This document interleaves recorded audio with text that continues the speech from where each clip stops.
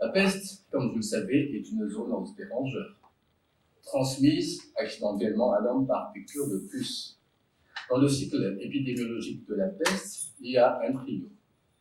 Premièrement, la bactérie Yersinia pestis, une puce et le rongeur.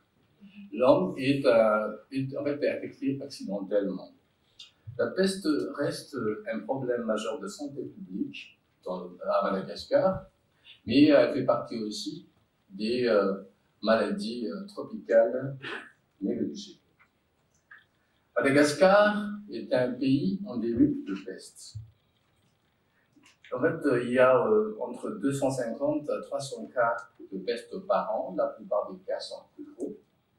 Et dans la plupart des cas, il s'agit d'une peste bubonique. Il existe de nombreux foyers de peste dans notre île, se trouvant surtout dans les hautes terres, dans des régions situées à plus de 700-800 mètres d'altitude. Madagascar a fait face en 2017 à une épidémie de peste pulmonaire urbaine qui a touché plusieurs grandes villes en même temps. Madagascar est appelée la grande île parce que c'est unicontinent. Sa superficie, c'est à peu près une fois et demie de la superficie de France. Le nombre de population, c'est 26 millions et la plupart des gens vivent en milieu rural. Toutefois, on assiste à un exode rural de plus en plus important qui a pas mal de conséquences, surtout pour les villes. Il y a une surpopulation dans les villes. Les gens vivent dans des conditions de vie et d'hygiène assez déplorables. Et il y a une urbanisation qui est un peu, à dire, anarchique. Notre problème, c'est la déforestation galopante. Premièrement, liée au commerce de bois précieux comme le bois de rose, mais il y a aussi les feux de brousse, mais aussi, tout simplement, on prend le bois pour faire pour le charbon. Et depuis une vingtaine d'années, Madagascar fait face à des crises politiques récurrentes, ce qui fait que la pauvreté est bien installée à Madagascar et environ 75% de la population vivent au-dessous du seuil de pauvreté. L'histoire de la peste à Madagascar commence en 1894, quand les rats, transportés par des bateaux, ont débarqué à Tamata ou à Thomas. Puis, pour la première fois, il y avait une épidémie au port de Thomas. Et puis, il y avait par la suite des épidémies successives dans les différentes villes portuaires de Madagascar, comme Djegou ou Majinga. Et 1921 marque une étape importante dans l'histoire de la peste à Madagascar parce que la peste est arrivée à Tananarive et a provoqué une épidémie de peste pulmonaire. Les rats seraient arrivés, sont transportés par voie ferroviaire parce que à l'époque, il y avait les trains commençaient donc à fonctionner. Il y a eu depuis ce temps-là une extension progressive de l'once aussi pesteuse, avec l'apparition progressive de différents foyers pesteux dans différentes régions des terres centrales. Et dans les années 30, la peste a touché l'ensemble des hautes terres. À Madagascar, on sait qu'il y a 4 foyers de peste.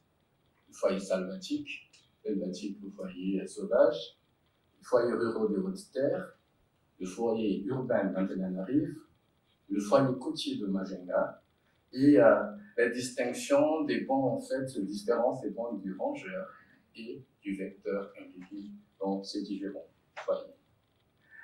Parlons maintenant des rats.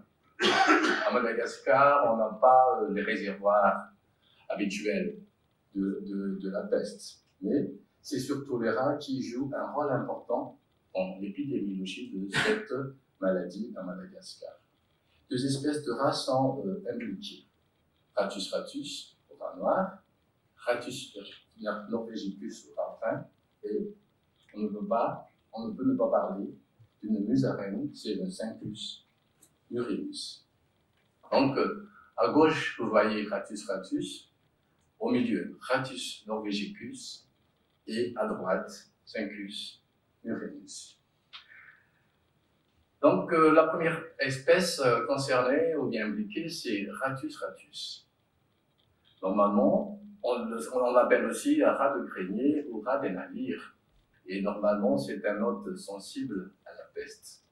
C'est un rat domestique, commensal, vivant dans les milieux proches de l'homme, avec des petits groupes familiaux. Ce rat peut avoir son nid dans la maison même, sous la toiture, et il peut se promener librement dans la maison.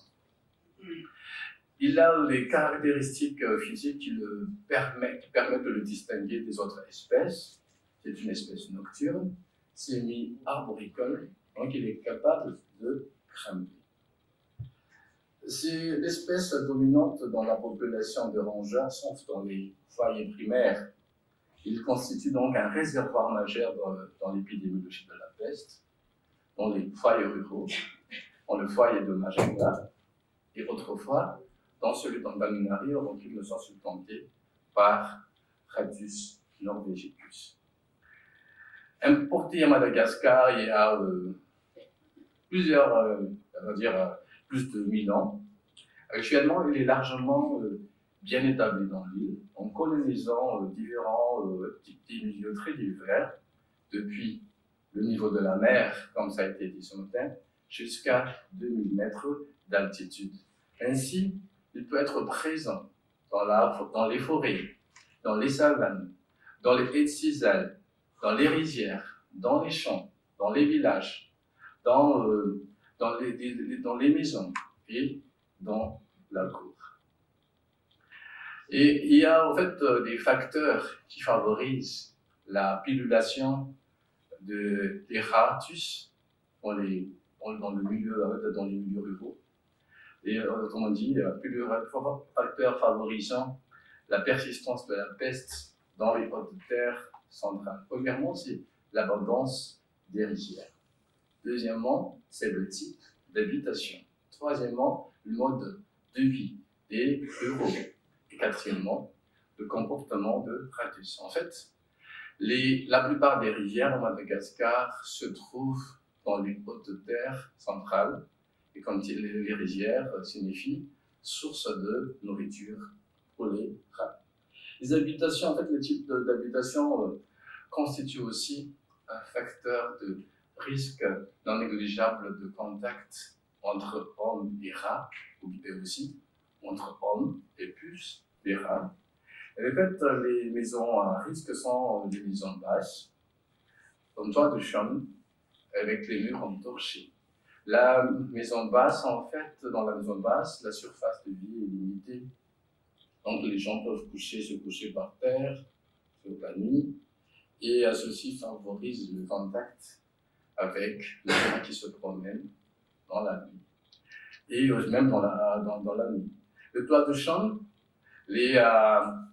comme j'ai dit, les rats peuvent grimper, et quand il a envie d'entrer dans une maison, il est capable de passer par le toit en chambre.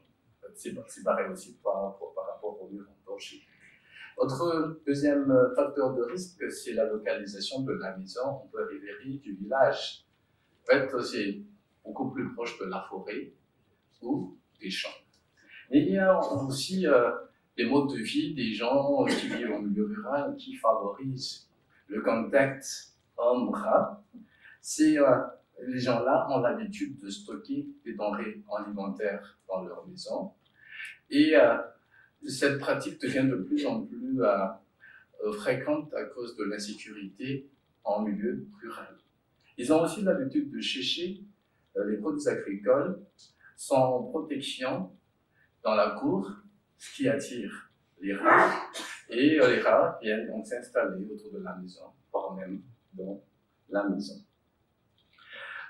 Cette étude sur les mouvements du rat et l'évaluation de la propagation de la peste à Madagascar est très intéressante. Pourquoi? En fait, elle montre les mouvements des rats, quand les rats sont marqués. Cette étude a été faite dans 12 villages du Moyen-Est de Madagascar.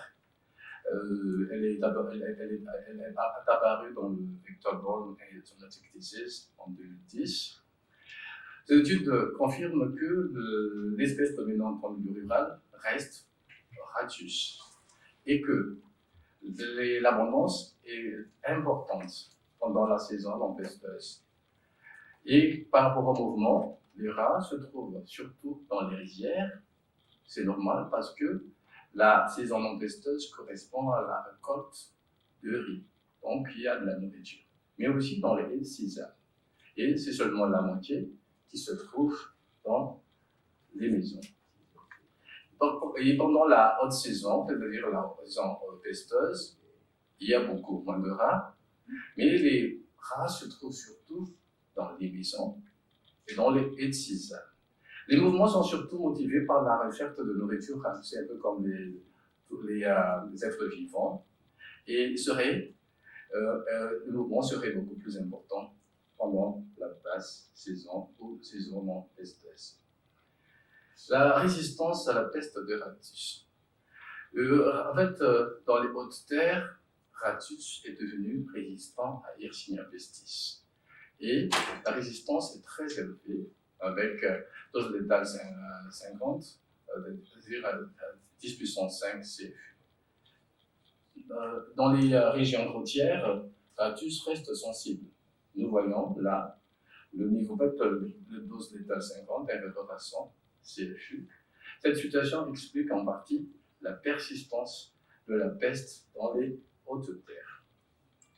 Les principales puces observées sur Rattus sont surtout Xenopsila chaopis, qui est une puce cosmopolite africaine, et Franckernii, une puce endémique à Madagascar, mais ces puces sont résistantes aux insecticides, et cette résistance aux insecticides a fait l'objet de plusieurs publications déjà.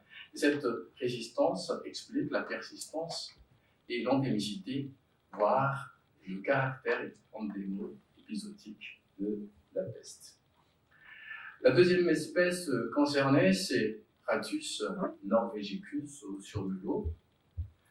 On l'appelle également rat brun ou rat d'égout.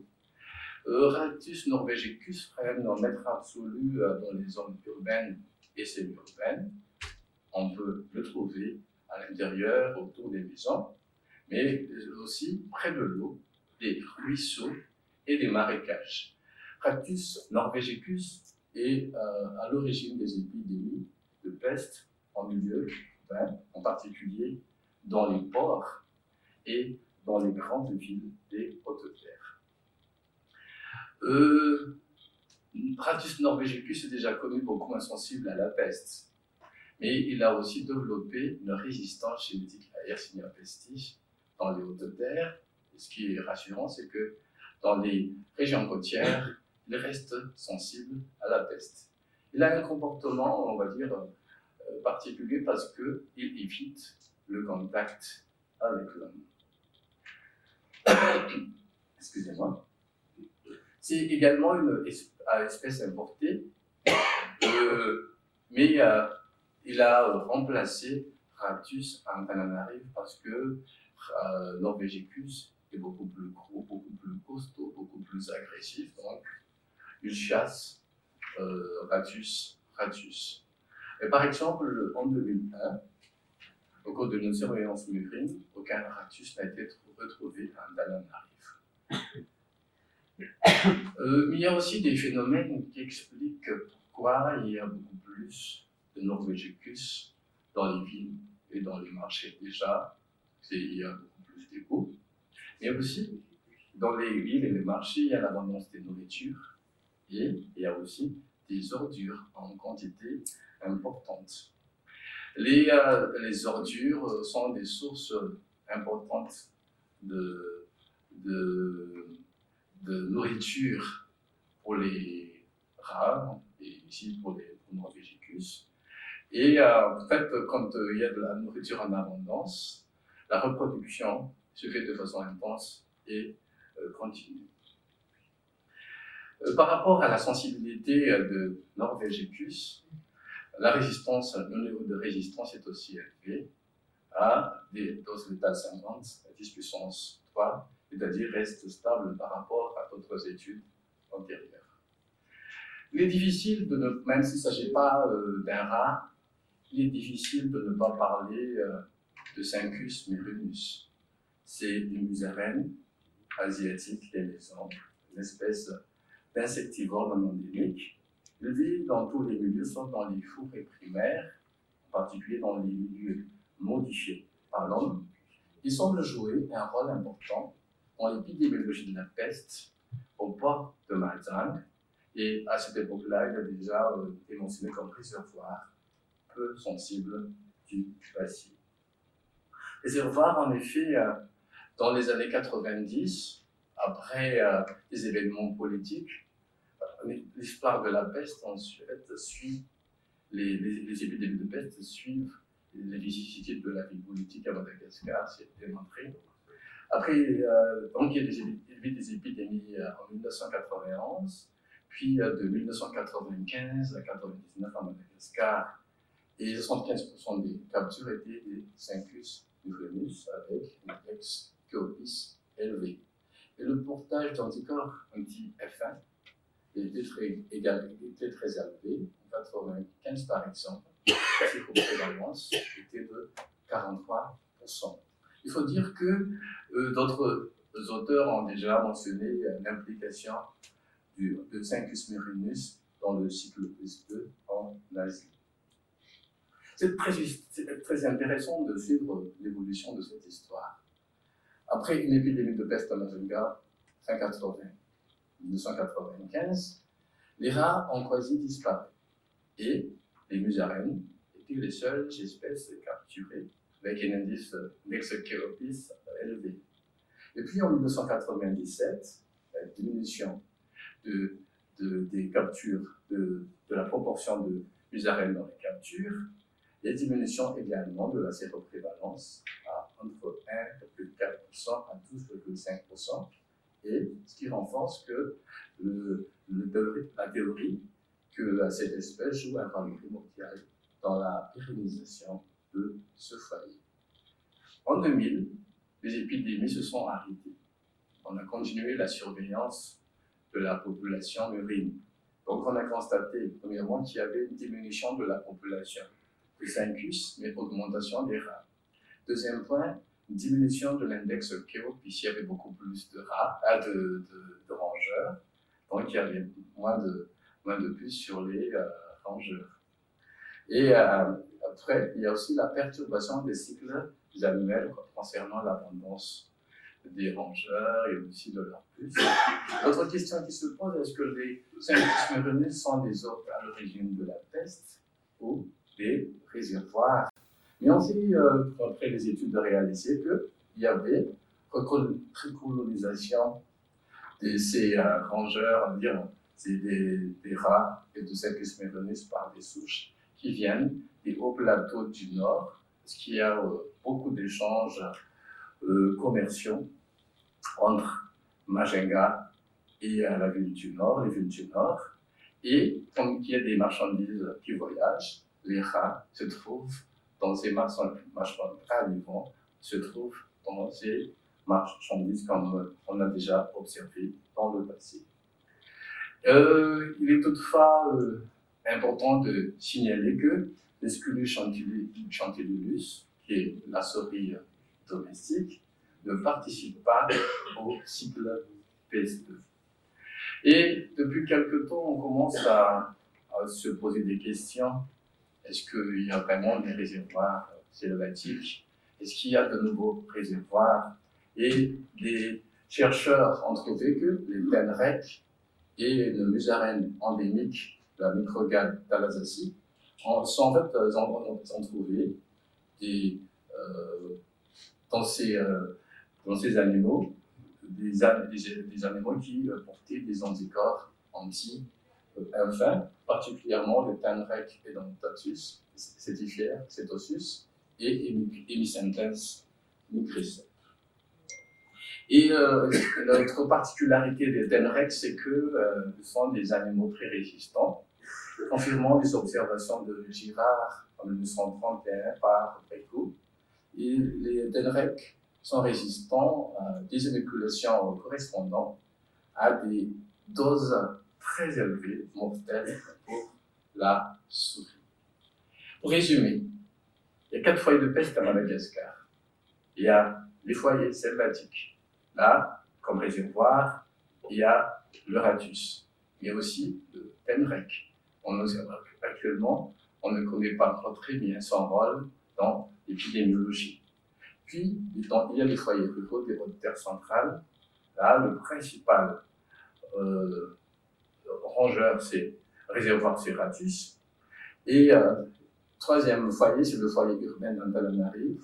Ici, là, c'est Norvegicus. Et dans le foyer côté de Majinga, ratus et aussi Syncus. L'autre problème, c'est que il y a la résistance des rats dans les hautes-terres, qu'il s'agisse de ratus ou de Norvegicus. Et il y a de nombreux facteurs favorisants, que ce soit en milieu rural qu'en milieu urbain. Pour illustrer, je vais vous présenter quelques travaux réalisés dans le cadre de la surveillance murine à Madagascar. Par exemple, c'est une thèse de médecine vétérinaire en 2003. On a fait la surveillance murine dans 9 quartiers de la capitale, des quartiers très populaires, et 97% des captures étaient des Norvegicus. Et la proportion de Norvegicus de 1998 à 2000 a augmenté progressivement. Et en 2001, la seule espèce capturée était Norvegicus. En fait, comme j'ai déjà dit, il y a les Norvegicus, surtout dans les quartiers où il existe un marché à cause de l'abondance de la nourriture et des ordures. Et toujours dans cette thèse, 22,8% des rats étaient séropositifs et que la séroprévalence variait selon le sexe, l'âge et les années, c'est-à-dire que les mâles étaient beaucoup plus souvent séropositifs, les rats âgés étaient beaucoup plus souvent séropositifs et à chaque fois que l'année, en fait, d'année en année, la proportion, c'est-à-dire le taux de séroprévalence augmentait. Et la séroprévalence variait aussi selon les quartiers. Mais dans un quartier où il y a un marché, c'est le marché du Sout, la séroprévalence était particulièrement élevée avec un taux de 80%. Et une autre équipe a étudié la situation dans ce marché, une année plus tard. C'est un marché dans du Sout. Et ils ont trouvé qu'il y a une discordance entre les marqueurs de la transmission de la peste chez les rongeurs et les puces qui sont très élevés et le nombre de cas humains. En fait, la circulation du bacille et peste est très intense avec 80% de cas séropositifs, un index de chlorophylle très élevé. Le nombre de cas suspects humains déclarés était très faible. 3 cas sans confirmation pendant de 1995 à 1999. Et chez les êtres humains, la séroprévalence des porteurs en TF1 était seulement de 3,2%. Donc, qu'est-ce qui expliquerait cette situation? C'est que, en fait, la faible incidence chez l'homme est liée à 3 choses. Premièrement, le faible contact entre l'homme et les puces des rats en raison de l'abondance des rats. Les rats restent les réservoirs préférés de leurs puces. Deuxième point, l'absence d'épizootie-murine due à la résistance des rats de la capitale. Les épidémies chez l'homme, les épidémies, sont toujours précédées par l'épizootie, mais ici il n'y a pas d'épizootie-murine. Et troisième point, c'est le comportement du rongeur prédominant, c'est-à-dire Norvegicus, qui est beaucoup moins commensal que Ratus. Dans cette étude, se joue sur la surveillance de la peste murine en zone urbaine de Tananarive en 2015, c'est-à-dire beaucoup plus récent.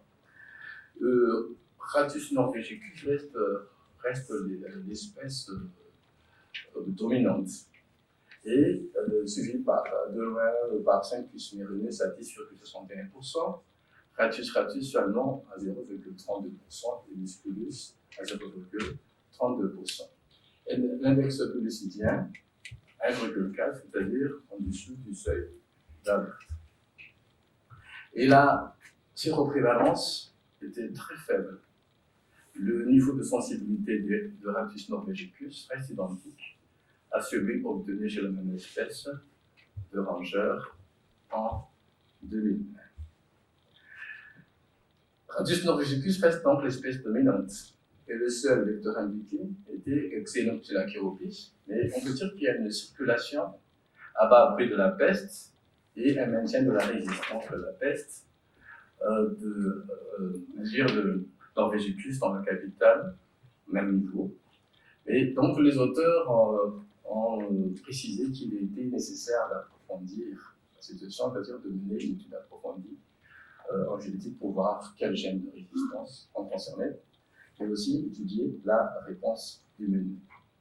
La présence d'une seule population résistante dans Tananarive a des avantages qui limitent l'expansion de la maladie, sans toutefois l'éliminer.